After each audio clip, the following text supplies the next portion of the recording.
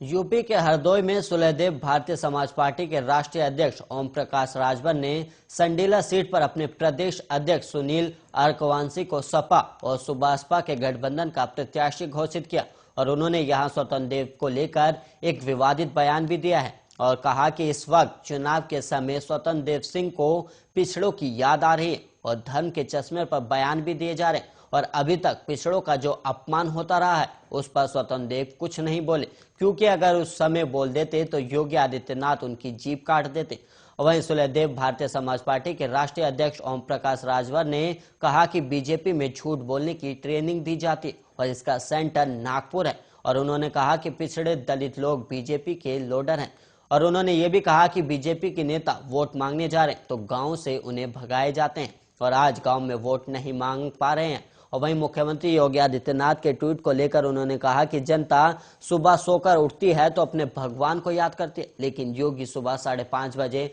अखिलेश को याद करके ट्वीट करते हैं। और राजभर ने कहा कि योगी को नींद नहीं आ रही है क्योंकि उन्हें डर लग रहा है कि अखिलेश यादव आ रहे हैं। और केंद्रीय मंत्री अनुराग ठाकुर के बयान पर उन्होंने कहा कि अनुराग ठाकुर अपने गिरेबान में झांके, हाथरस में कांड हुआ था और तमाम ऐसे मामले हैं जो अनुराग ठाकुर को दिखाई नहीं दे रहे।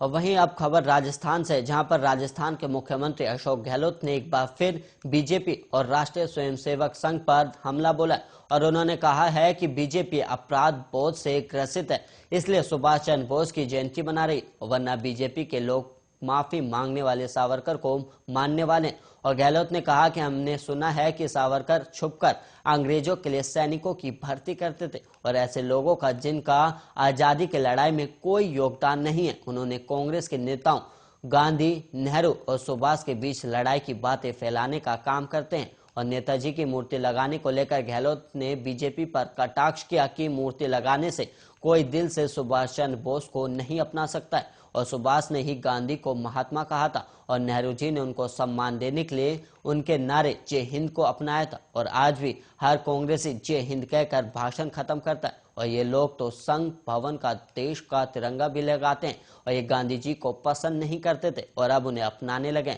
और वहीं अशोक गहलोत ने कहा कि देश में जाति और धर्म की राजनीति करने वाले लोग विचारधारा की लड़ाई कांग्रेस से नहीं जीत सकते। ये लोग देश को बांटने और लोगों को आपस में लड़ाने में लगे। और उधर गहलोत के इस बयान पर बीजेपी प्रवक्ता लक्ष्मीकांत भारद्वाज ने कहा कि अशोक गहलोत के लिए सुभाष चंद्र बोस के दिल में कितना सम्मान हुआ है इसका खुलासा हो गया और उनकी जयंती पर भी गहलोत ने सुभाष चंद्र बोस के लिए 2 लाइन नहीं बोल पाए और सुभाष चंद्र बोस देश के लिए योगदान पर बोलने के बजाय राजनीति हो करते हैं।